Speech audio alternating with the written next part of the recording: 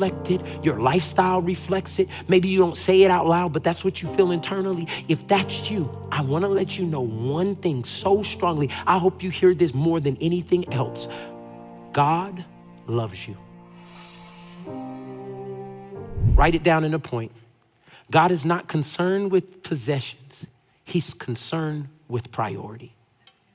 I keep saying the same thing. Some of us, your houses, you don't own the house owns you. Some of you, your shoe collection, you don't own that. The shoe collection owns you. If God told you right now to give every one of your shoes away, you would leave the faith. That's simple. Is that all it would take? Is God asking you to downgrade your home right now so you could save more and be a good steward? And you would say, God would never take that from me because it was a blessing. Ask Abraham, will God ask back for what he gave you as a promise? He waited 25 years for Isaac and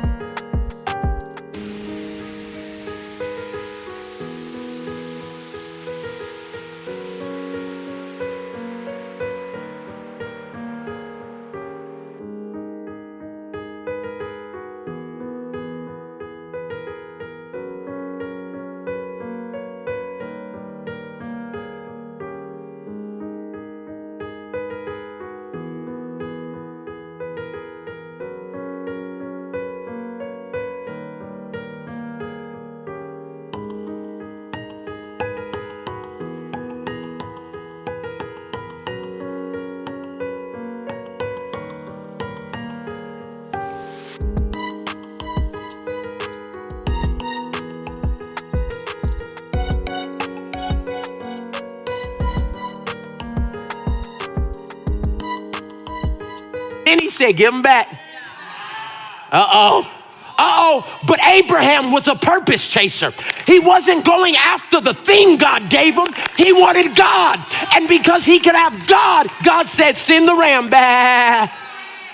And he made a way for him not to sacrifice what he has been promised because he was willing to give it up for purpose. What are you willing to give up? To stay in the purpose God has for you. I will no longer be a paper chaser. I'm going to be a purpose chaser.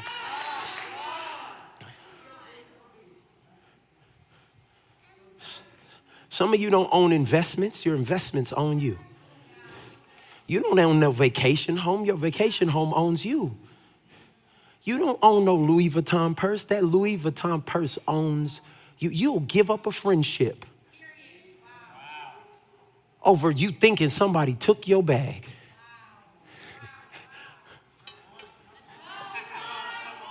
I mean your business. There are people right now that have makeup collections that are more important than the people God surrounded you with. You don't own MAC or Fenty. They own you. You don't own social media accounts. The monetization owns you. You have given up your character to make some coins. You literally are exposing everything that has been laid up for the man of God or the woman of God you're supposed to be with for a few $1,000s. Your great-grandchildren will see this and have to reconcile how the person who in a different season is now telling me to live a different way, they gave up the cookie for some coins.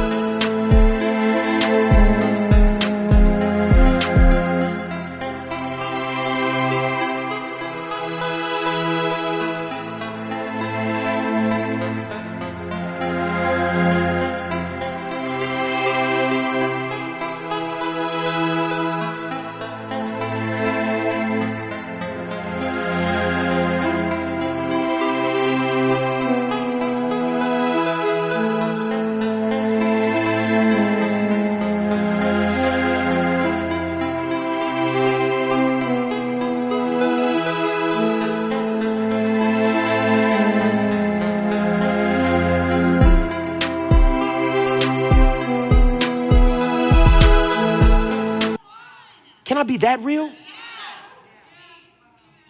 It might mean, I don't know. I'm not saying you are, but it might mean you're a paper chaser. My last point, would you be willing to part with the possessions to follow purpose? Would you? This is what God had to ask me. That's what God had to literally challenge me with. Michael, I want you to be a pastor. Is this your purpose for me, God? Pastors is broke. Father, is this your purpose for me? Like, pastors don't seem to really enjoy their lives. Is this your purpose for me, God? He said, yeah, it's your purpose for me. How you want me to do it? Represent. I want you to represent it. I want you to be in a place where you are so committed to purpose in my kingdom that everything that happens after it, there's no way I knew that Relationship Goals was gonna be a #1 New York Times bestseller. I would have never written a book had I not preached a message, had I not been a pastor, had I not said yes to God in a Best Western in 2014 at 2 a.m. All of those steps were purpose that now has the paper chasing me. I will never lie to you. My entire financial situation has changed after God allowed me to release that book. And I will forever. Y'all know I am so authentic. Like, I am debt free now. No, y'all won't even rejoice with me like it was you. 2 years ago, that wasn't my testimony. This past year, I paid off my house. Y'all don't hear me. I'm telling y'all, I'm teaching this from proof. I'm not teaching it. I paid off my house. I was able to bless somebody very close to me to be able to, for the down payment on their own home. God has allowed me to bless the people around me, not because I chased paper. It's because I settled into purpose. And today, all I wanted to do to start this series out is invite you to a blessed life where you get off the treadmill of chasing paper, chasing mammon, chasing identity and significance. And you come to the place where you say, God, I'm gonna double down on purpose. God has no problem with paper if it's in the right priority under him.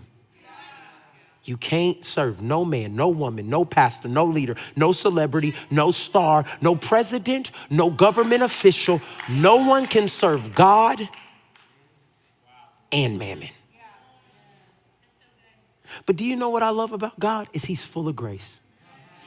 That even when you're a paper chaser, his love still looks at you in the best light. Did y'all see it?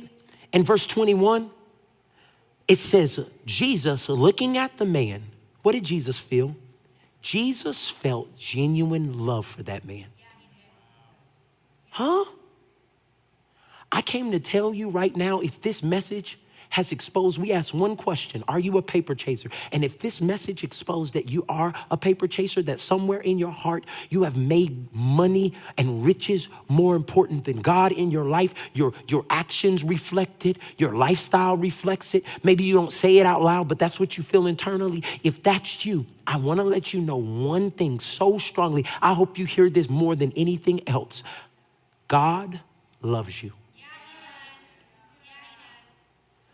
This young man was a paper chaser and would walk away from purpose. But when God looked at him, the only thing he could see was love for him. And this is your invitation into transformation.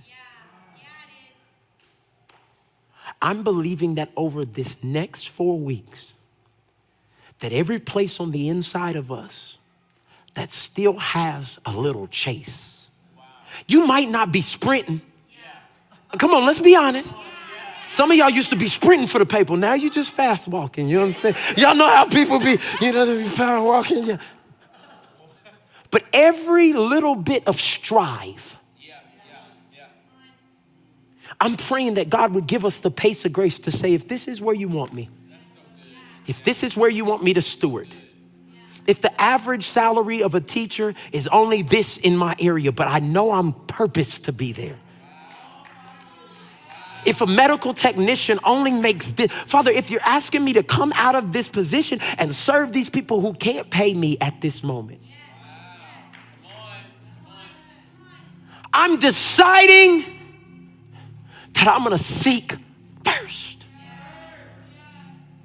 your kingdom, your purpose, your plan. I got plans, but it's your purpose that will prevail.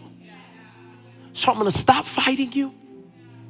And today, God, I'm committing, I will no longer be a paper chaser. I know this one is gonna be uprooting for some of you, because this is why you picked the career that you have. And this is why you went and got all those degrees. And this is why you told your parents that you was gonna buy them this and do all of that. And God's saying, would you just submit that back to me for a second? And make